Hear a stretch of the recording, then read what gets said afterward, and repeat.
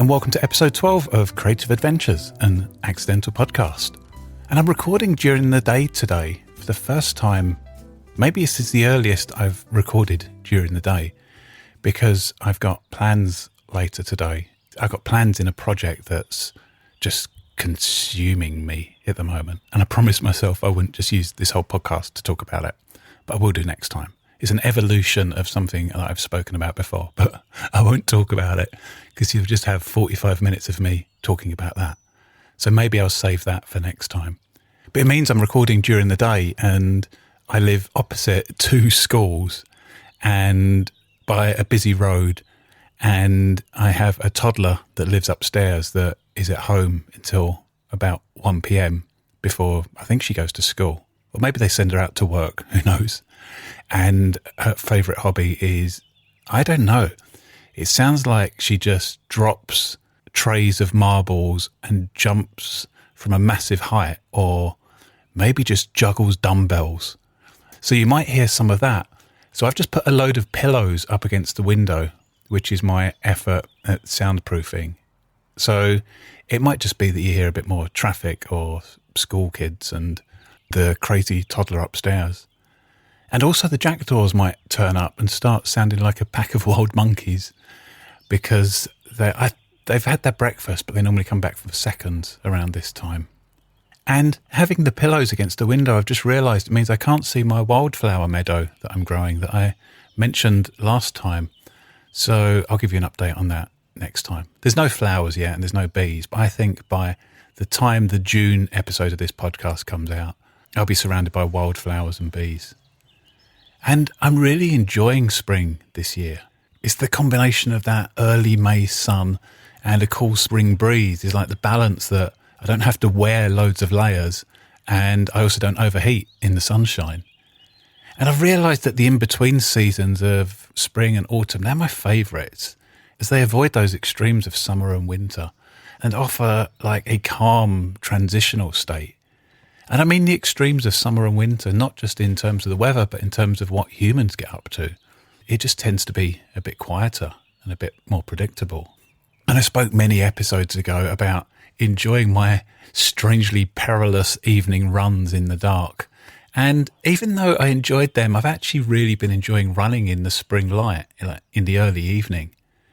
But the only mildly unpleasant thing is that this slightly warmer weather has brought massive swarms of midges by the riverside where I run. And I suddenly find myself running through them. I've started to learn to see them coming and to close my mouth. But there's loads of these massive swarms. And I'm calling them midges, but they're impossible to identify while I'm running. They're so tiny and they move in a chaotic, swirling way. But I haven't noticed any bites, so I'm assuming that they're some kind of non-biting midge-like fly. Either that or I run too fast for them to be able to bite me. But I find their crazy midge dance fascinating. It looks totally random, but also choreographed at the same time. And I read that in medieval times, these swarms were sometimes thought of as dancing spirits. They were the souls of the dead moving through the air, or fair folk or unseen beings that you could only really spot them at that threshold between night and day. And as I was running the other day, I started to wonder about the origin of the word midge. And that led me to think about the musician Midgeur and whether he might have been given that nickname because of his height and his tendency to dance erratically in a swarm. And I was slightly disappointed to find out that neither of those things were true and that his name actually comes from an evolution of an anagram of his real name, which is Jim. And thinking about Midgeur reminded me that at school, I once did a project about his band Ultravox. I think it was in English lessons and the brief was to write about a favourite band or musician, and for some reason I wrote a double-header piece about Ultravox and the Beatles. And I remember feeling like a bit of a weirdo as everyone else chose artists that were in the charts at the time. And nobody in my class of 13-year-olds had ever heard of Ultravox, and most people considered the Beatles to be ancient history. And I can't remember what grade I got, but I do remember that just before I handed it in, a friend of mine changed the words midgeur to read midget urine, and the phrase John Lennon was shot by Mark Chapman to read John Lennon was shot by Steve Chapman without me noticing. And I handed it in. And my teacher wasn't amused. And she was telling me about how offensive the term was that ended up in my book, and She just thought it was me. I mean, why would I sabotage my own work? But that's what school was like. But one of the things that captivated me about Ultravox as a child, beyond their music, was the video for their song Dancing with Tears in My Eyes, which told the story of a nuclear meltdown that led to a catastrophic nuclear explosion that wiped out an entire population. And I grew up with the threat of nuclear war seeming to be in the news all of the time. And I developed a strange mix of terror and morbid fascination with it. And I remember being a lot younger and watching disturbing films about nuclear war, such as Threads and When the Wind Blows and The Day After, which just seemed to be on TV all of the time and showed the full horror of nuclear war. And as I ran following this chain of thought, I found myself wondering what else was in popular culture at the time in response to that ever-present threat. So when I got home, I did some research and I was surprised to learn that the German pop song 99 Luftballons was also about nuclear war. The song was released in 1983 by a band called Nena, and it tells the story of balloons released at a concert being mistaken on radar for incoming enemy missiles, triggering a chain of events that leads to all-out nuclear war. And the English version, which was translated to be 99 Red Balloons, which is the one I would have heard on the radio, it changes some of the sharper edges of the lyrics, so I can see how my younger self wouldn't have picked up on that. And learning the story behind 99 Luftballons reminded me of the true story of Stanislav Petrov, who's often described as the man who saved the world. And I remember reading about Stanislav Petrov only like 5 or 6 years ago. And he was a Soviet lieutenant colonel stationed at a secret early warning bunker near Moscow at the height of the Cold War. And on September the 26th, 1983, the system he was responsible for reported a sudden incoming attack of US nuclear missiles. And the protocol required him to pass this information up the chain of command so that a retaliatory strike could be authorised. But something in his gut told him that it couldn't be real, and he chose not to report it as a confirmed attack. And there's a brilliant documentary about him in which he describes his experience. And he said, I had a funny feeling in my gut. All the data suggested that the alarm was real. If I'd sent the report up the chain of command, nobody would have said a word against it. I made a decision and that was it. There were 23 minutes of waiting. It was a very tense moment. I just sat there waiting.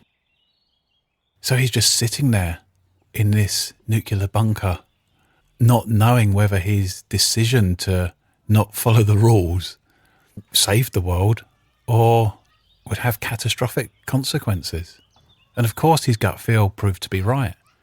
The warning on his computer was a false alarm triggered by sunlight reflecting off clouds that the system thought were enemy missiles. And had he followed the rules as he was instructed to, all-out nuclear war probably would have happened, changing the course of humanity forever. And he later said of the incident, people don't start wars, computers do. And if you can find the documentary, it's sort of like a film, but he plays himself in it, and some of it's real and some of it's acted. It's quite confusing, but it's really worth watching. And I think it's called The Man Who Saved the World, something like that. So having started my run thinking about midges, I ended it reflecting on how Petrov's story is a powerful reminder of the importance of instinct and trusting our gut feel. And no matter how many rules and protocols and computer systems we've got, that human gut feel and intuition is really important and really magical. And it's a great example of how the rules that we put in place to keep us safe can sometimes lead to disaster if that human judgment is removed. And often that can be the default. When we encounter the unknown or feel unsafe or out of control, our reflex response is to add in more rules or more procedures or more policies. But this can end up with the opposite outcome, where we're so rigidly bound to the rules that we put in place that the importance of spontaneous human intuition is suppressed. So for me, there's an important balance to strike here between freedom and structure, because obviously some structure is really helpful too. The academic Barry Mason wrote a paper called Towards Safe Uncertainty that has been a big influence on my work.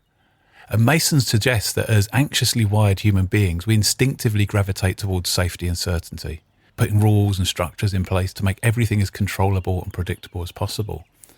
But in reality, this often serves only to maintain the very status quo we were trying to escape, or in other instances, actually results in disaster. Instead, Mason proposes that we aim for a balance of what he calls safe uncertainty, where we just put in place the bare minimum of essential rules and structures to mitigate the biggest risks, leaving everything else open to spontaneous intuition. And I like to think of this as living in a state of just enoughness, where we have just enough structure, just enough order, just enough plans, and just enough guide rails to support free creative self-expression without suppressing and stifling it.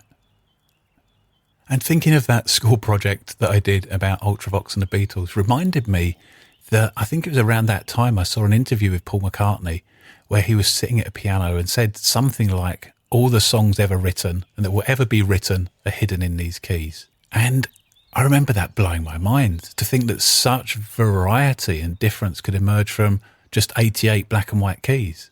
And I don't think that's actually an accurate quote. I couldn't find the actual quote, so maybe I dreamt the whole thing, but I'm pretty sure that I saw Paul McCartney saying that. And I've used that quote or that misquote many times over the years in various creative workshops and conversations until I eventually realised that what he said isn't quite true. Or at least it isn't true if we look beyond a Western perspective on what music is. So Western music notation has its roots in ancient Greece. And it was the ancient Greeks that first used letter names to describe different pitches. And this approach to music was developed and formalised further in medieval Europe by a monk called Guido of Arezzo around the year 1000 AD. And that 7-note diatonic scale that we now know became widely adopted through monasteries and the church and early systems of musical education. And then over time, Western instruments and tuning systems evolved around this framework, eventually setting into that familiar A to G system that we now take for granted. And those notes, the A to G and the sharp and minor and major variations of it that McCartney was referring to, they underpin the vast majority of music created and consumed in the West. But other musical systems developed independently of this framework, and Indian classical music, which predates Guido of Arezzo by well over 1,000 years, is based on a far more nuanced understanding of pitch, often described as containing 22 microtonal divisions, which are known as shrutis, in one octave. Then Arabic makam music uses notes that fall between the standard and western pitches, and Indonesian gamelan and Chinese pentatotic scales adopt entirely different ways of organising sound. And this helps explain why those of us that are conditioned to Western music often find listening to music played on unfamiliar scales strange or unsettling. Our ears have been trained to expect a particular set of pitches or a particular set of intervals and patterns of tension and release and musical resolution. So when we encounter something different, it can feel recognisable enough to be music, but unfamiliar enough to feel slightly wrong. And when Western music starts to break these Western traditions, it can be very bizarre. And even though I'm a fan of Captain Beefheart's album Trout Mask Replica, it breaks so many of the rules of music that it can be sometimes really painful to listen to. But all of these systems, no matter how many notes they divide an octave into, are basically simplifications of something that's far more continuous. Because in reality, pitch is not made up of these discrete notes at all, but a continual flow of frequencies and vibrations that don't have any boundaries between them. So all these human scales that we use, be that the Western tradition, the Indian tradition, the Arabic tradition, the Chinese tradition, they're simply grids that we overlay to help us understand and interpret and create music. But no matter how fine that grid becomes, there's always something happening in the gaps. And I did a bit of research and found out that if you divide an octave into the smallest pitch differences most humans can detect, you'd end up with somewhere in the region of 120 to 240 distinguishable notes. And what I find fascinating is that language works in a similar way. So language and the words that we use are incredibly useful to allow us to communicate and express ourselves. But it's also a kind of grid that simplifies something that's far more complex. And in the same way there's always frequencies between the notes in music, there's always meaning in the spaces between words. And this is why non-verbal forms of creative expression, such as drawing and painting or movement or sculpting, can give us access to a subtle meaning that language alone can't. These forms of creative expression and sense-making give us access to the stuff in between the gaps of language. And even though I enjoy writing and I've found ways to weave intricate and interesting stories, I've always struggled to find words that satisfactorily describe my inner experience. And that's not to say I don't know what I feel. It's just that no words seem to match my inner experience with the precision that I'd like. And I often think it's a bit like those children's toys which have the differently shaped blocks and the corresponding shaped holes. And the idea is it teaches children spatial awareness. So you put the square in the square and the star in the star. And those toys are a great metaphor for how I experience a mismatch between my feelings and the language I have access to. It feels like I can always sense the exact shape of the hole, but can't find the right plastic-shaped bit to fit in it. It's like words lack the precision to fully match the feeling, and they too become an oversimplified grid laid over something far more nuanced. So I found making to be a much more profound way of making sense of my internal world and processing difficult thoughts or feelings or experiences. Back in 2018, I experienced a mild form of PTSD after being a first responder at a road traffic accident. And I won't go into the details here because it's not a particularly pleasant story, but I'll put a link to a podcast I did where I told the whole story. If you want to listen to it, I'll put that in the podcast notes. And after this incident, even though I was able to mentally process what had happened, my body remained in a state of hypervigilance for weeks and weeks afterwards. And it was only when I eventually made 2 abstract drawings in response to the feelings I was having and the images that seemed to be seared into my brain that my nervous system began to calm and re-regulate.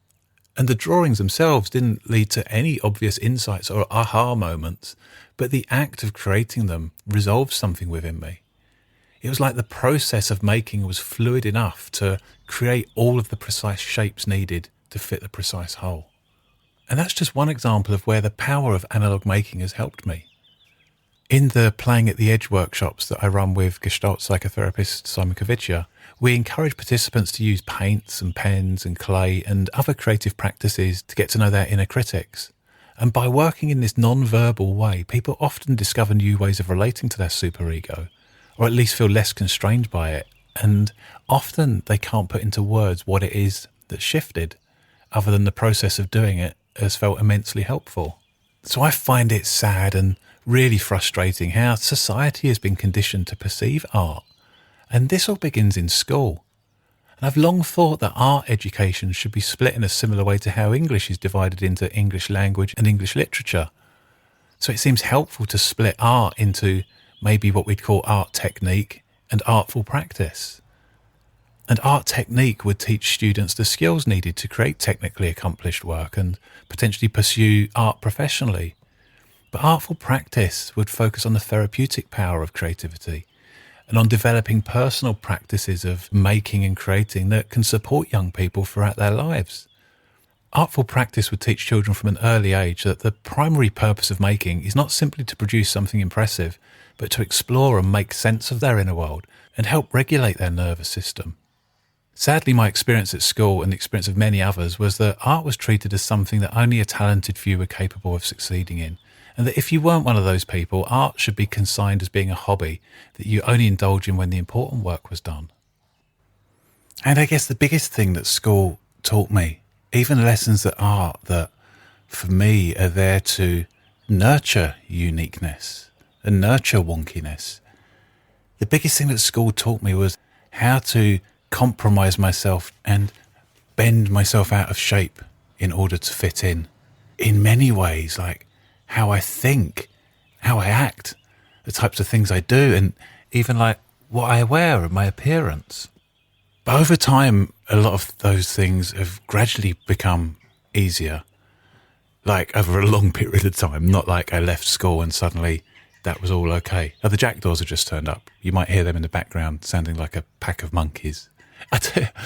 There's also building works going on as well now, so I've given up trying to make this podcast audibly perfect. So you've probably got school kids, there's someone building a block of flats, and now you've got the Jackdaws. So hopefully that just adds to the experience. What was I saying? Oh yeah, that rounding off. I think I've started the process about 15 years ago of doing the opposite of rounding off, which I don't know what that word would be. And lots of things have become easier. Maybe it's just come with age and getting to a point of, I don't have the energy to do this anymore. And one of the things that's become noticeably easier for me over many years of working with groups and with organisations is worrying less about what to wear. And in truth, that's historically been a thing that's been on my mind a lot, not just in a work situation, but in everyday social situations. And it's ridiculous that I'd end up doing a piece of work in an organisation, and I'd worry less about what I was going to do, like the things that people would normally worry about. The main things I'd worry about is how am I going to get there and what should I wear? And I don't really know why this has been so difficult for me. I mean, I've never really had any desire to look a particular way. I mean, maybe when I was a teenager or in my early 20s, I wanted everyone to know that I was alternative and different and have long hair and wearing T-shirts featuring obscure bands. But I'm well past that stage now. And I think this concern about my appearance comes down to trying to strike an impossible balance between feeling comfortably myself and fitting in. And at a deeper level, it's probably about a fear of rejection or humiliation, or a worry that it will trigger some deep-rooted shame. And I have a few memories that might sit at the root of all of this. One is of being about age 12 or 13, and my incredibly cool cousin, who was a brilliant musician and just effortlessly stylish, he came to visit me, and in probably what was a well-intended bit of unsolicited advice, he critiqued my clothes. And he was trying to help me dress differently. Maybe he was embarrassed. I wasn't wearing like a fedora and a cape or anything like that. I was just wearing stuff, just clothes. I hadn't even thought about it. And I think that well-intended style advice made me just feel even more self-conscious after that.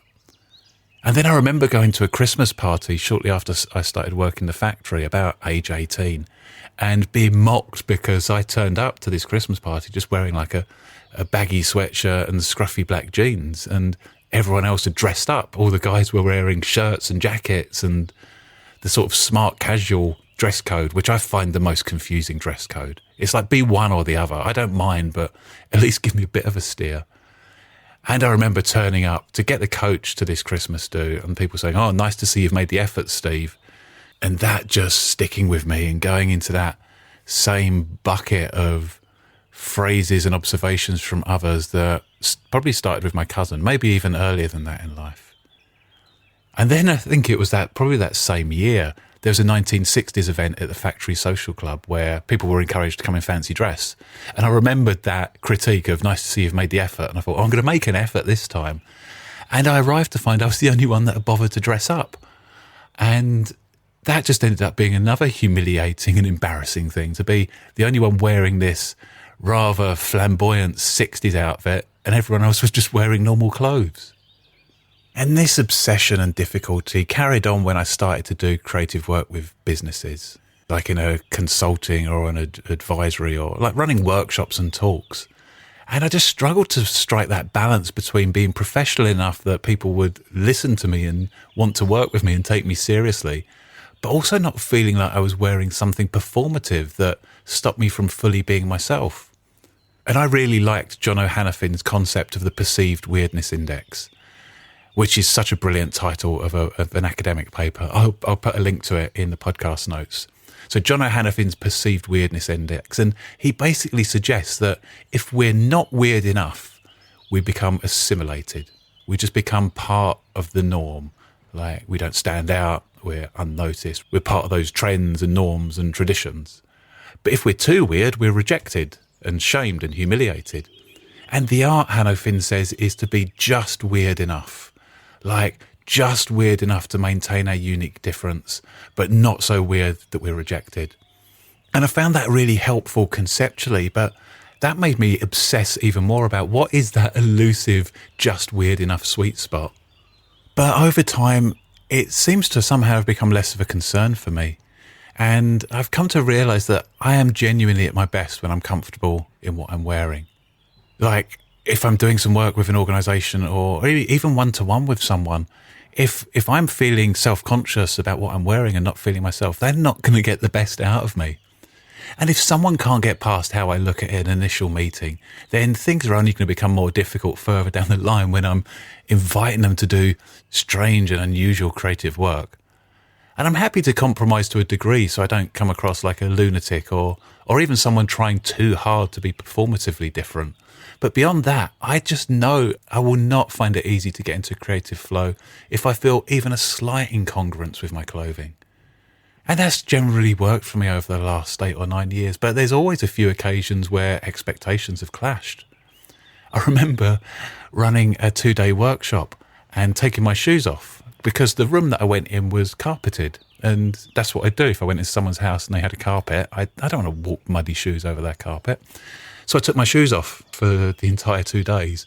And then later heard that the participants had found it distracting and strange. And I think I was doing this work for an academic institution, so they had feedback forms. And I think my lack of shoes, here's the Jackdaws again. I think my lack of shoes was mentioned on all the feedback forms. And I also remember joining a Zoom call with a potential client about a workshop that they wanted me to run, I think it was. And they commented at the end of the call that I was wearing a hat and suggested it didn't seem professional and that I wasn't taking things seriously, and I didn't hear from them again. But I've become fascinated by this concept of professionalism, and particularly how it manifests in the world of business through rituals and language and appearance. And it's beyond just appearance. And the word professional comes from the Latin word profitere, pro meaning to go forth in public, and fatere meaning to confess or to acknowledge. So originally, the word professional simply meant to openly declare something about oneself. And I have to admit that when I started digging into this, I was hoping to find a rabbit hole connection between the words profitere and profiterole, but was very disappointed to discover there wasn't really one. I was hoping that I'd discover that profiterole was invented to become the most professional food in the world, but there's no connection whatsoever. God, can you hear those jackdaws? This is why I don't record during the day normally. I don't want to disturb them because they're having their dinner. I wonder what they're talking about. I wonder if they're saying, why has he got pillows up against the window? The lunatic. We want to see him. Oh, I think they've just gone. Sorry, this is so jumbled. Hopefully you're following it. What was I? Yeah, the history of the word professional, ironically, and the world's most unprofessional bit of podcasting. So the term originated from that Latin term profitere that has nothing to do with profiterole. And between the 16th and 18th centuries, the meaning of the word professional evolved to describe someone with a vocation requiring specialist knowledge, as fields of work like law and medicine or theology emerged. And then the Industrial Revolution gave rise to these bigger bureaucratic organisations, and the mechanistic mindset that underpinned them, that whole world of Taylorism, led to a growing desire for more standardisation and separation and uniformity of humans. And this led to new standards of dress and formal language and emotional restraint emerging, and all of those things becoming increasingly associated with trust and reliability and status. And then more recently, as corporate capitalism has become the dominant organisational model, the meaning of professionalism has evolved even further. And over time, the concept seems to have moved from meaning, I publicly commit to this way of being, to something closer to, I am paid to be this way.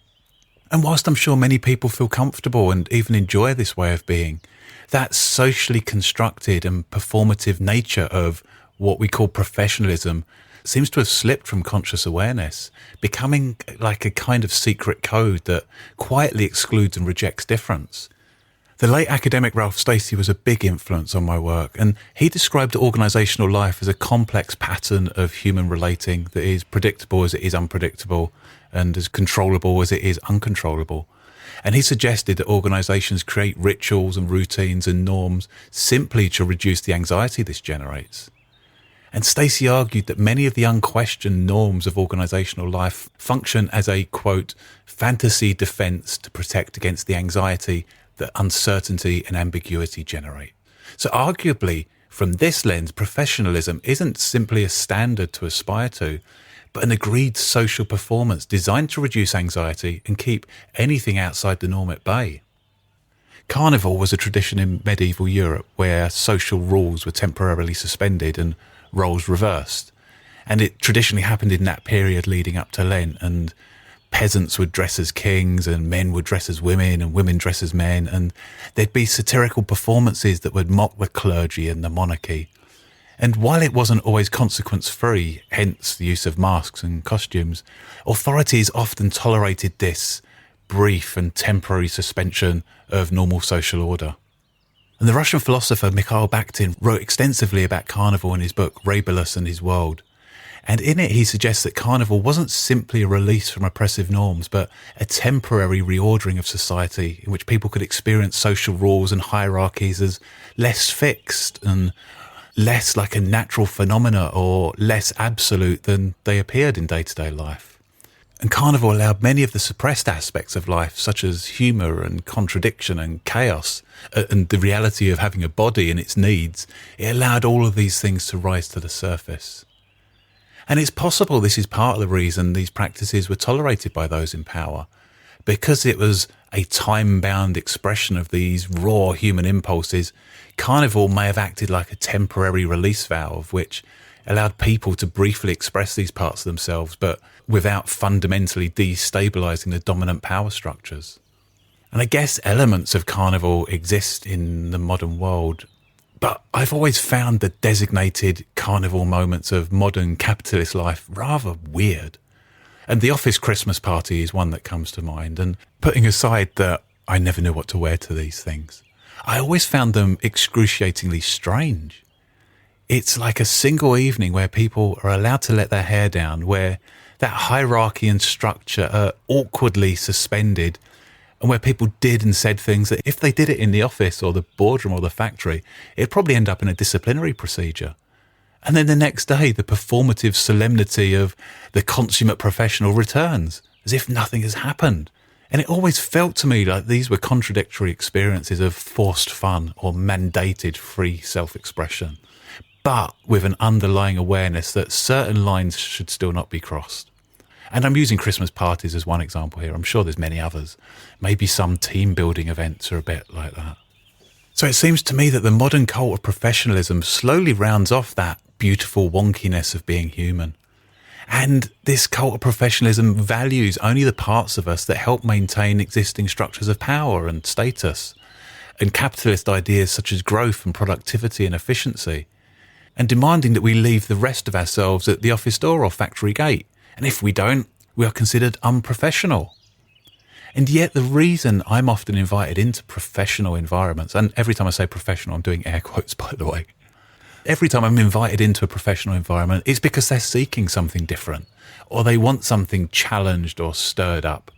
But when I show up as my natural self through my appearance, my language, my way of working and my way of thinking, this difference can be perceived as unprofessional and either rejected or, even worse, dampened down and smoothed off. So this just means that there's only a handful of people I end up working with now that are genuinely up for doing this work. And I've seen many other creatives encounter this dilemma. They're invited in because they're strange and fascinating and experimental, but because they don't fit the established norms, they're either rejected or end up bending themselves so far out of shape that they lose the very essence that made them valuable in the first place.